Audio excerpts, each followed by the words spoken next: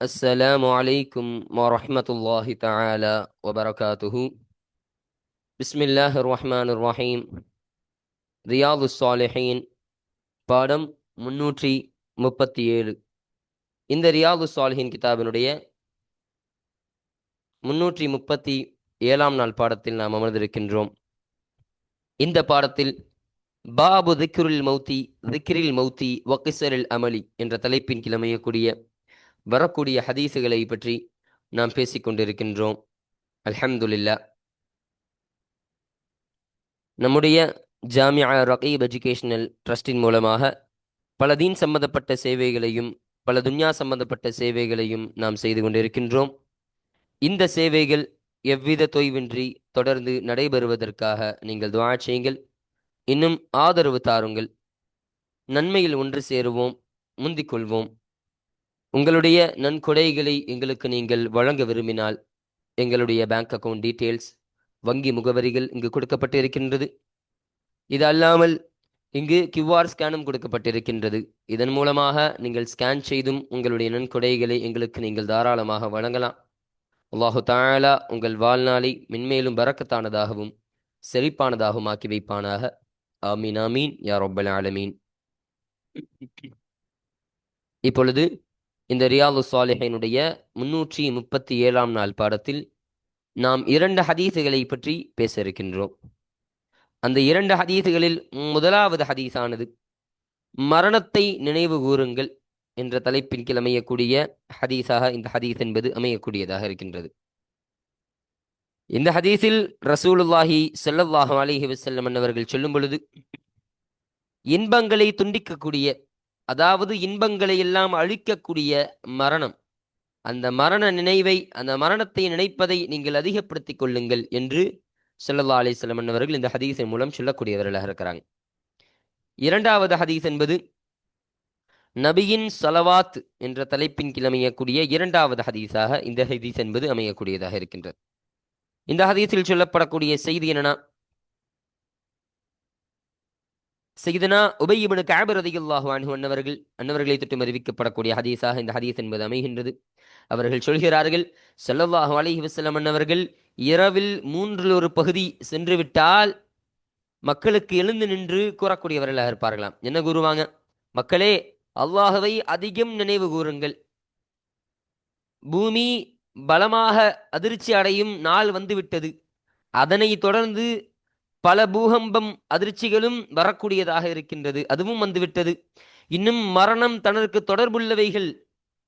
தொடர்புள்ளவைகளுடன் அதுவும் வந்துவிட்டது, மரணமும் உங்களை வந்து அடைந்து விட்டது என்று ஸல்லல்லாஹு அலைஹி வஸல்லம் அவர்கள் இரவினுடைய 3 பகுதி கடந்து விட்டால் மக்களிடத்தில் எடுத்துரைக்கக்கூடியவர்களாக இருப்பார்களாம். அப்ப அந்த உபய் இப்னு கஅப் ரலியல்லாஹு அன்ஹு சொல்றாங்க, நான் ஸல்லல்லாஹு அலைஹி வஸல்லம் அவர்கள்ட்ட கேட்டேன், யா ரசூலல்லாஹ், நிச்சயமாக நான் உங்கள் மீது அதிகமாக ஸலவாத் ஓதக்கூடியவனாக இருக்கிறேன் என்று ஸல்லல்லாஹு அலைஹி வஸல்லம் இடத்துல சொல்லிவிட்டு அவங்க சொன்னாங்களாம், நான் என்னுடைய துஆவில் தங்களுக்காக எவ்வளவு ஆக்கி வைப்பது, என்னுடைய துஆவில் எவ்வளவு பங்கு உங்களுக்காக ஆக்கி வைப்பது என்று கேட்ட பொழுது ஸல்லல்லாஹு அலைஹி வஸல்லம் சொன்னாங்க, நீ விரும்பிய அளவு நீ ஆக்கி வைத்துக்கொள் என்று ஸல்லல்லாஹு அலைஹி வஸல்லம் அவர்கள் என்னிடத்தில் சொன்னார்கள். அப்ப நான் மீண்டும் கேட்டேன், 4/1 பகுதியை தங்களுக்காக நான் ஆக்கட்டுமா என்று கேட்டேன். அதற்கு ஸல்லல்லாஹு அலைஹி வஸல்லம் சொன்னாங்க, நீ விரும்பும் அளவு நீ ஆக்கிக்கொள். நீ அதைவிட மேலும் அதிகப்படுத்தினால் அது உனக்கு நலமாக ஆகியிருக்கும், அது உனக்கு ஹைராக அமையும் என்று ஸல்லல்லாஹு அலைஹி வஸல்லம் அவர்கள் சொல்லக்கூடியவர்களாக இருந்தார்கள். பின்பு நான் கேட்டேன், என்னுடைய துஆவில் 1/3 பங்கை உங்களுக்காக நான் ஆக்கட்டுமா என்று நான் கேட்டேன். அதற்கு ஸல்லல்லாஹு அலைஹி வஸல்லம் அவர்கள், நீ விரும்பிய அளவு நீ ஆக்கிக்கொள்ளு, நீ அதைவிட அதிகப்படுத்தினால் அது உனக்கு நலமாக ஆகியிருக்கும் என்று திரும்பவும் சொன்னாங்க. அப்பொழுது நான் கேட்டேன், என்னுடைய துஆவில் முழுவதையும் தங்களுக்காக நான் ஆக்கட்டுமா என்று நான் இறுதியாக கேட்டேன். அதற்கு ஸல்லல்லாஹு அலைஹி வஸல்லம் அவர்கள் சொன்னார்கள், அப்படி நீ ஆக்கிவிட்டால் என்று சொன்னால் உன்னுடைய கவலைகள் எல்லாம் உன்னை விட்டு போக்கப்படும். இந்த உலகத்தில் உனக்கு கவலையே இருக்காது. இன்னும் நீ இந்த உலகத்தில் செய்த அனைத்து பாவங்களும் உனக்கு மன்னிக்கப்படும் என்று ஸல்லல்லாஹு அலைஹி வஸல்லம் அவர்கள் எனக்கு சொன்னார்கள் என்பதனை இந்த உபய் இப்னு கஅப் ரலியல்லாஹு அன்ஹு அவர்கள் இந்த ஹதீஸின் மூலமாக நமக்கு அருமையாக சொல்லித் தரக்கூடியவர்களாக இருக்கிறார்கள். இப்போ இதுதான் இந்த ஹதீஸில் அமையக்கூடிய ஒரு கருத்து சுருக்கமாக இருக்கின்றது. இதுதான் இந்த பாடத்தினுடைய ஒரு பாட சுருக்கம், இந்த 2 ஹதீஸுகள். இப்போ இந்த 2 ஹதீஸுகளுக்கான ஒரு கருத்தினை முழுமையாக பார்த்தாச்சு. இப்போ இந்த ஹதீஸிற்கான தர்ஜுமாக்களையும் அதில் சொல்லப்படக்கூடிய கூடுதல் விளக்கங்களை எல்லாம் இந்த ஹதீஸ் வாசிக்கும் பொழுது நம்ம முழுமையாக பார்ப்போம். அல்ஹம்துலில்லாஹ். இப்போ நம்ம கிதாபை பார்ப்போம். 579வது ஹதீஸ், இன்னும் 6வது ஹதீஸ். இந்த ரியாது சாலிஹின் கிதாபில் பதிவு செய்யப்படக்கூடிய ஹதீஸ்களுடைய வரிசையின் பிரகாரம் பார்க்கும் பொழுது இது 579வது ஹதீஸாக இதமையும். இன்னும் இந்த பாடத்திற்கு, இந்த பாபு திக்ரில் மௌத்தி வக்ஸில் அமலி என்ற இந்த பாடத்திற்கு அமையக்கூடிய அந்த ஹதீஸ்களின் வரிசையின் பிரகாரம் பார்க்கும் பொழுது இது 6வது ஹதீஸாக அமையக்கூடியதாக இருக்கும். பாருங்க, இப்போ இந்த ஹதீஸு யாரை தொட்டு அறிவிக்கப்படக்கூடிய ஹதீஸாக இருக்கின்றது என்றால் வான் ஹூ, இந்த ஹூவுடைய லமீரு இதற்கு முந்தைய ஹதீஸனுடைய அறிவிப்பாளரான அந்த அபூ ஹுரைரா ரலியல்லாஹு அன்ஹு அன்னவர்களை பார்த்து மீளக்கூடியதாக இருக்கின்றது. இப்போ இதற்கு முந்தைய ஹதீஸினுடைய அறிவிப்பாளர் அவங்க தான், இந்த ஹதீஸுடைய அறிவிப்பாளரும் அவர்களாக தான் இருக்கிறார்கள். இப்போ அந்த அபூ ஹுரைரா ரலியல்லாஹு அன்ஹு அன்னவர்களை தொட்டு அறிவிக்கப்படக்கூடிய ஹதீஸாக இந்த ஹதீஸ் என்பது அமைகின்றது. கால, இந்த அபூ ஹுரைரா ரலியல்லாஹு அன்ஹு அன்னவர்கள் சொன்னார்கள், கால ரசூலுல்லாஹி ஸல்லல்லாஹு அலைஹி வஸல்லம், அல்லாஹ்வுடைய தூதர் ஸல்லல்லாஹு அலைஹி வஸல்லம் அவர்கள் சொன்னதாக சையதுனா அபூ ஹுரைரா ரலியல்லாஹு அன்ஹு அன்னவர்கள் சொன்னார்கள். அப்போ ஸல்லல்லாஹு அலைஹி வஸல்லம் சொல்லுவாங்களாம், அக்ஸிரு, நீங்கள் அதிகப்படுத்திக் கொள்ளுங்கள், ذிக்ரஹா ஹாஸிமில் லஸ்ஸாதி, இன்பங்களை அளிக்கக்கூடிய ஒன்றை, அளிக்கக்கூடியதை நீங்கள், அளிக்கக்கூடியதனுடைய நினைவை நீங்கள் அதிகமாக்கிக் கொள்ளுங்கள் என்று ஸல்லல்லாஹு அலைஹி வஸல்லம் அவர்கள் சொல்லித் தருவார்களாம். யானி, அறிவிப்பாளர் நாடுகிறார் அல் மௌத்த, மரணத்தை நாடுகிறார். அப்ப ஹாதிம் என்பதை கொண்டு நாடக்கூடிய விஷயம் என்ன? மௌத்து தான், மரணம் தான். அப்போ இன்பங்களை துண்டிக்கக்கூடிய ஒன்று அது மரணமாக இருக்கின்றது. அப்படி இந்த உலகத்தில் இன்பங்களை எல்லாம் துண்டிக்குமே அத்தகைய மரணத்தை நீங்கள் அதிகமாக நினைவு கூறுங்கள் என்று ஸல்லல்லாஹு அலைஹி வஸல்லம் அவர்கள் அருமையாக சொல்லித் தருகிறார்கள். இப்போ இந்த ஹதீஸினுடைய விளக்கத்தை துரரு சனியா என்ற அந்த விளக்க கிதாபில் நமக்கு போடும் பொழுது சொல்றாங்க, மரணம் இன்னும் மறுமை நினைவு என்பதை இது குறிக்கக்கூடியதாக இருக்குமாம். அதாவது மனிதன் தனது இறைவனுடன் கொண்டிருக்கும் உறவை மேம்படுத்தவும், உலகியலான பொருட்கள் மற்றும் சிந்தனைகளில் இருந்து மனதை சுத்தப்படுத்தவும் உண்மையான ஊக்கமளிப்புகளில் ஒன்றாக இந்த மரணம் என்பது இருக்கக்கூடியதாக இருக்கின்றது என்று நமக்கு சொல்லித் தருகிறார்கள். இப்போ அல்லாஹுடைய நினைவை இது அதிகம் நினைவுபடுத்தக்கூடியதாக இருக்கும் இந்த மரணம். மரணம் என்பது சாதாரண விஷயம் கிடையவே கிடையாது.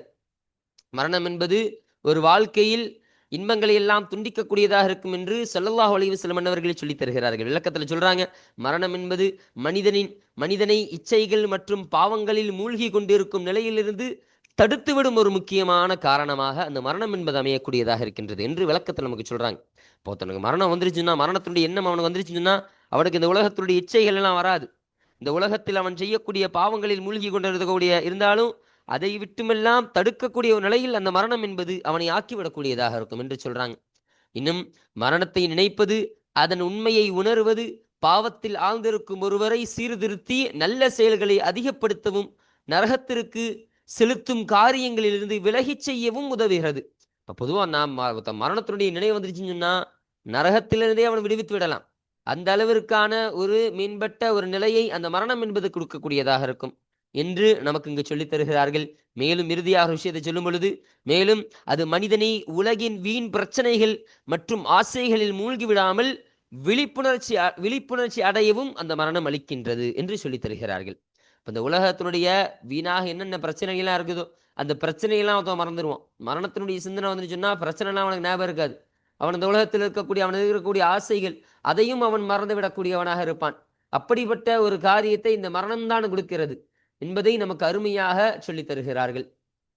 இங்க ஒரு விஷயத்தை அந்த விளக்கத்தில் சொல்லும் பொழுது, தலீலுல் ஃபாலிஹின் என்ற கிதாபுல இந்த ஹாதிம் என்பதற்கு விளக்கத்தை நமக்கு சொல்றாங்க. அழிக்கக்கூடியது என்ற விஷயத்திற்கு நமக்கு முதலாவதாக சொல்லக்கூடிய விஷயம் என்னன்னா, இமாம் சுயூத்தி ரலியல்லாஹு அன்ஹு அன்னவர்கள் தன்னுடைய ஷாஹியத்துல் ஜாமியா திர்மிதி என்ற கிதாபில் அவர்கள் கூறக்கூடிய விளக்கம் என்னன்னா, ஹாதிம் என்று சொன்னால் அதற்கான பொருள் இன்பங்களை வெட்டுபவன், இன்பங்களை வெட்டக்கூடியது, அதாவது கட்டுப்படுத்தக்கூடியது என்ற அர்த்தத்திற்கு இந்த ஹாதிம் வரக்கூடியதாக இருக்கும் என்று இமாம் சுயூதி ரலியல்லாஹு அன்ஹு அன்னவர்கள் நமக்கு சொல்லித் தருகிறார்கள். அடுத்தபடியாக இப்னு ஹஜர் அல் ஹைத்தமி ரலியல்லாஹு அன்ஹு அன்னவர்கள் அத்-துஹ்ஃபா என்ற கிதாபில் சொல்லக்கூடிய விளக்கம் என்னன்னா, முழுமையாக அழிப்பது, அதாவது அதன் அடிப்படை வேறு முதல் நீக்குவது என்ற அர்த்தத்திற்கு இது வரக்கூடியதாக இருக்கும். இப்போ ஒரு விஷயம் இருக்குதுன்னா அது அடியிலிருந்தே, அதாவது வேரிலிருந்து அது பிடுங்கி எறியணும்னு சொல்லுவோமா இல்லையா, அந்த வேரிலிருந்து அழிக்கக்கூடிய ஒன்றாக இருக்கும். அத்தகைய அர்த்தத்திற்கு தான் ஹாதிம் என்பது வரக்கூடியதாக இருக்கும் என்று இப்னு ஹஜ்ர் ஹைத்தமி ரலியல்லாஹு அன்ஹு அன்னவர்கள் சொல்லித் தருகிறார்கள். இந்த அர்த்தமும் வரும்.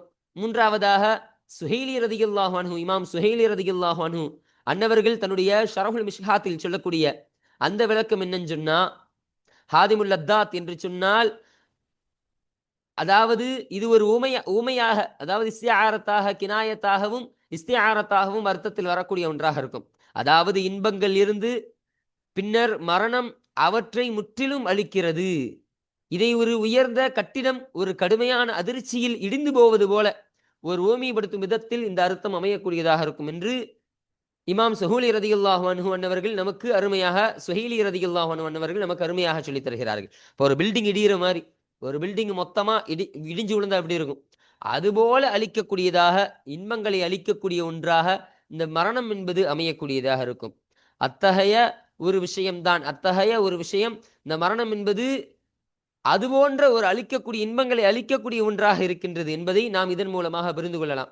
இப்ப இந்த 3 கருத்தின் அடிப்படையில் பார்க்கும் பொழுதும் முழுமையாக இன்பத்தை துண்டிக்கக்கூடிய ஒன்றுதான் அந்த மரணம் என்பதை நாம் இதன் மூலமாக விளங்கிக் கொள்ள வேண்டும் என்பதை நமக்கு இங்கு அருமையாக சொல்லித் தருகிறார்கள். பாருங்க, ரவாஹு திர்மிதி, இந்த ஹதீஸனை திர்மிதி ரஹ்மத்துல்லாஹி அலைஹி அன்னவர்கள் அறிவித்தார்கள். வகால, இன்னும் அவர்கள் சொன்னார்கள், ஹதீசுன் ஹஸனுன், இந்த ஹதீஸனை ஹசனான ஹதீஸ் என்பதாக திர்மிதி ரலியல்லாஹு அன்ஹு அன்னவர்கள் நமக்கு அருமையாக சொல்லித் தந்தார்கள் என்ற செய்தியினையும் நமக்கு இங்கு அருமையாக விவரித்து தராங்க. பாருங்க, இதுதான் 579வது ஹதீஸ். இப்ப இந்த ஹதீஸானது இந்த பாடத்திற்கு கீழே பதிவு செய்யப்படுவதற்கான காரணம் என்னன்னு சொன்னா, இங்கு ஸல்லல்லாஹு அலைஹி வஸல்லம் அன்னவர்கள் மௌத்தினுடைய சிந்தனையை, மரணத்தினுடைய சிந்தனையை நீங்கள் அதிகப்படுத்திக் கொள்ளுங்கள் என்று ஸல்லல்லாஹு அலைஹி வஸல்லம் அன்னவர்கள் சொல்லக்கூடியவர்களாக இருக்கிறார்கள். இப்ப இந்த பாடமும் மரணத்தை நினைவு கூறுவது குறித்த பாடமாக இருக்கின்றது. இப்போ இந்த கருத்தின் காரணமாக தான் இந்த ஹதீஸானது இந்த பாடத்திற்கு கீழே பதிவு செய்யப்படுவதற்கான காரணமாக இது அமையக்கூடியதாக இருக்கின்றது. அல்ஹம்துலில்லாஹ். அடுத்தபடியாக பாருங்க, 580வது ஹதீஸ், இன்னும் 7வது ஹதீஸ். இந்த ரியாதுஸ் ஸாலிஹீன் கிதாபில் பதிவு செய்யப்படக்கூடிய ஹதீஸ் வரிசையில் பிரகாரம் இது 580வது ஹதீஸாக இந்த ஹதீஸ் என்பது அமையக்கூடியதாக இருக்கின்றது. இந்த ஹதீஸ் யாரை தொற்றும் அறிவிக்கப்படக்கூடிய ஹதீஸாக இருக்கின்றது என்றால், வஅன் உபை இப்னு கஅப் ரலியல்லாஹு அன்ஹு, கஅப் என்பவருடைய மகனான உபை ரலியல்லாஹு அன்ஹு அவர்கள் தொட்டும் அறிவிக்கப்படக்கூடிய ஹதீஸாக இந்த ஹதீஸ் என்பது அமையக்கூடியதாக இருக்கின்றது. அவர்கள் சொல்றாங்க, கான ரசூலுல்லாஹி ஸல்லல்லாஹு அலைஹி வஸல்லம், அல்லாஹ்வுடைய தூதர் ஸல்லல்லாஹு அலைஹி வஸல்லம் என்பவர்களாக இருந்தார்கள், இதா ذهب ثلث الليل, இரவின் 3 பங்குகள் சென்று விட்டால், கடந்து விட்டால் ஸல்லல்லாஹு அலைஹி வஸல்லம் என்பவர்கள் ஆகிவிடுவார்களாம். காம ஃபகால, எழுந்து சொல்லக்கூடியவர்களாக அவர்கள் ஆகிவிடுவார்கள். இப்ப இரவினுடைய 3 பகுதி இருக்குமா இல்லையா, அந்த 3 பகுதியும் கடந்துருச்சுன்னு சொன்னா ஸல்லல்லாஹு அலைஹி வஸல்லம் என்பவர்கள் மக்களுக்கு மத்தியில எழுந்து நின்று அவர்கள் சொல்லக்கூடியவர்களாக இருப்பாங்க. என்ன சொல்லக்கூடியவர்களாக இருப்பார்களாம், யா ஐயுஹன்னாஸ், ஓ மக்களே, உத்குருல்லாஹ, அல்லாஹ்வை நீங்கள் நினைவு கூறுங்கள் என்று ஸல்லல்லாஹு அலைஹி வஸல்லம் என்பவர்கள் கூறக்கூடியவர்களாக இருப்பார்களாம். கூறிவிட்டு ஜாஅத்திர் ராஜிஃபத்து, ராஜிஃபத் என்பது வந்துவிட்டது என்று சொல்வார்களாம்.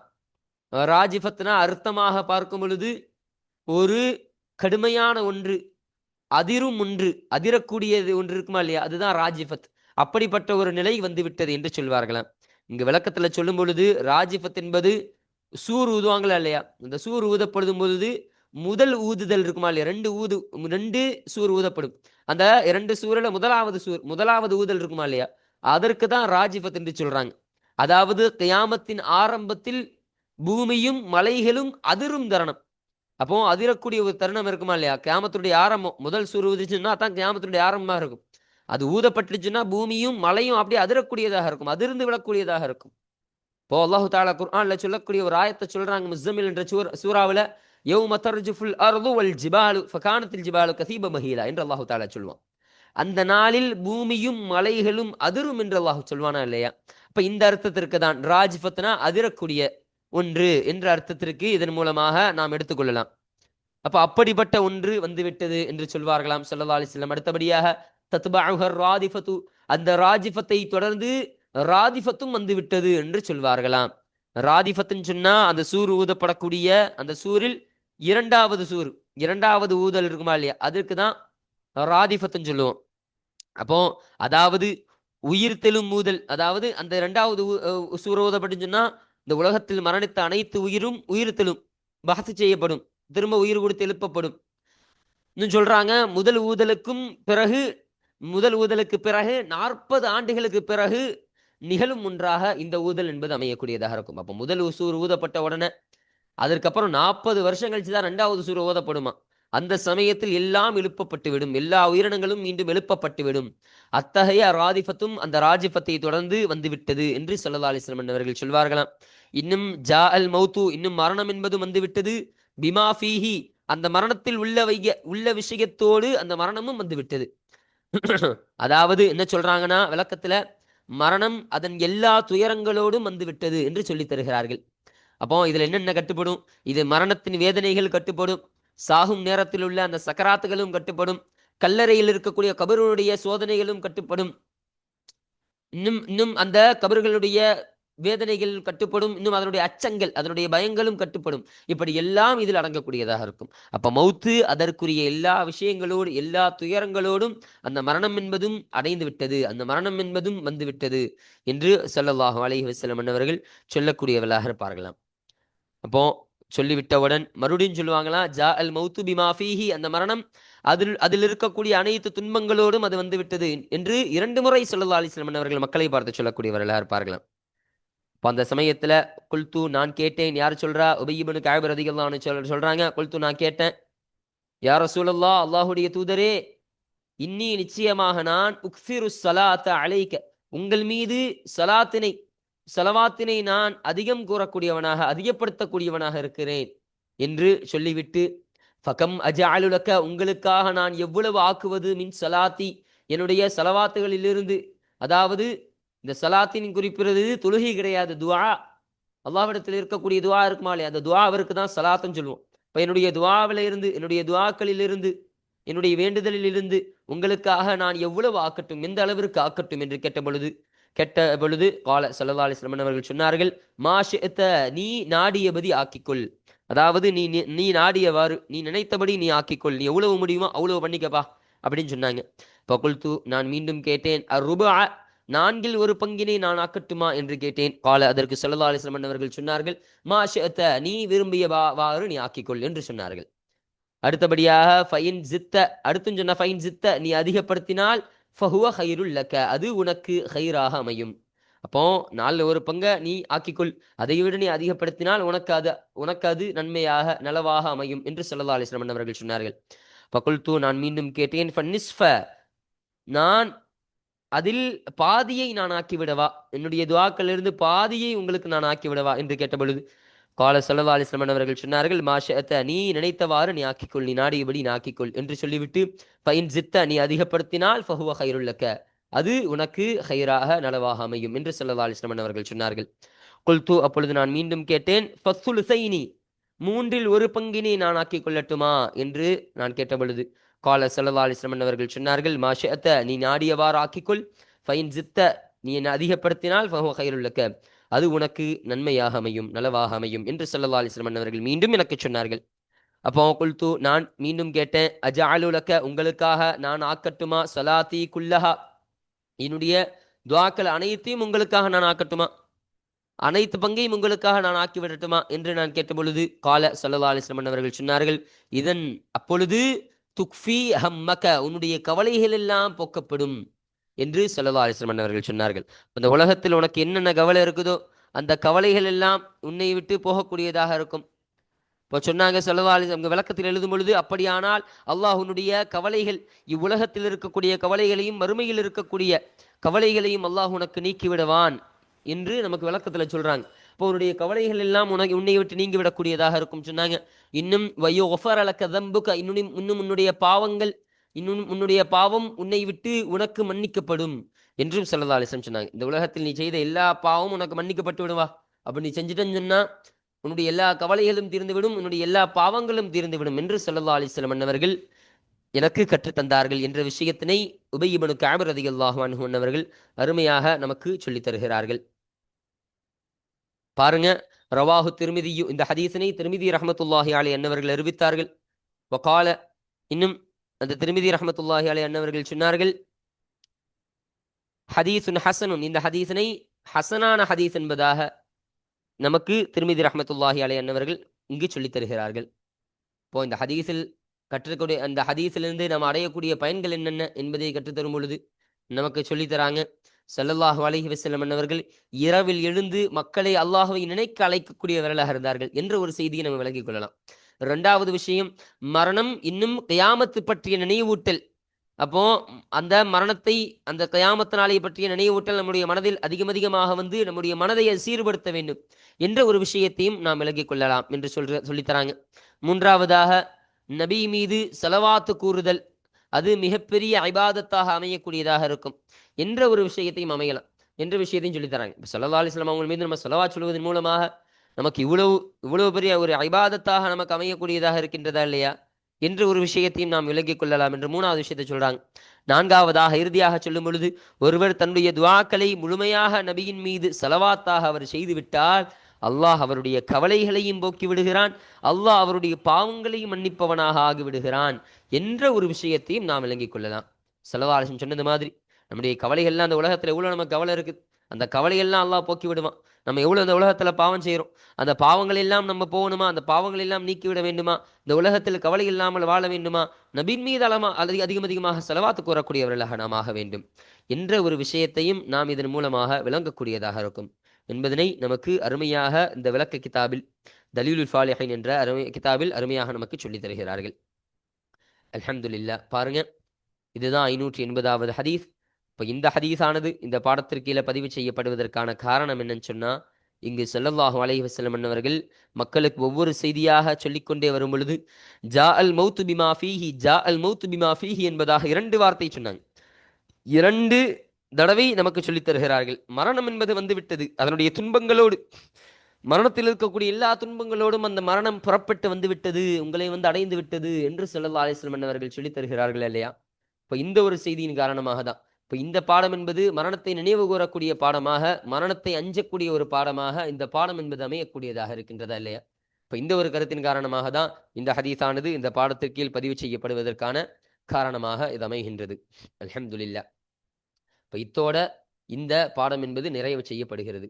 இந்த பாபு திக்ரில் மௌத்தி வக்கசிரல் அமலி என்ற பாடத்தில் அமையக்கூடிய இறுதி ஹதீஸி தான் 580வது ஹதீஸ் தான். இப்போ இதுதான் இதனுடைய கடைசி ஹதீஸாக இருக்கு. இப்போ இந்த பாடத்துல நம்ம இந்த 579வது ஹதீஸ், 580வது ஹதீஸ் என்ற 2 ஹதீஸ்களை குறித்த செய்திகள், அதனுடைய கருத்து சுருக்கங்கள், தர்ஜுமாக்கள், விளக்கங்கள் என்பதை முழுமையாக பார்த்து நம்ம நிறைவு செய்து விட்டோம். அல்ஹம்துலில்லாஹ். இன்ஷா அல்லாஹ் அடுத்த பாடமாக அமையக்கூடிய ரியாதுஸ் ஸாலிஹீனுடைய இந்த 66வது பாடமாக அமையக்கூடிய இந்த பாடத்தை குறித்த செய்திகள், அதில் பதிவு செய்யப்படக்கூடிய ஆயத்துக்கள், அதில் பதிவு செய்யப்படக்கூடிய ஹதீஸுகள், அதனுடைய தர்ஜுமாக்கள், விளக்கங்கள் என்ற மற்ற செய்திகளை பற்றியெல்லாம் இன்ஷா அல்லாஹ் நாம் அடுத்த பாடத்தில் நாம் பேசுவோம். வாஹிரு தஅவானா அனில் ஹம்துலில்லாஹி ரப்பில் ஆலமீன். அஸ்ஸலாமு அலைக்கும் வரஹ்மத்துல்லாஹி தஆலா வபரகாத்துஹு.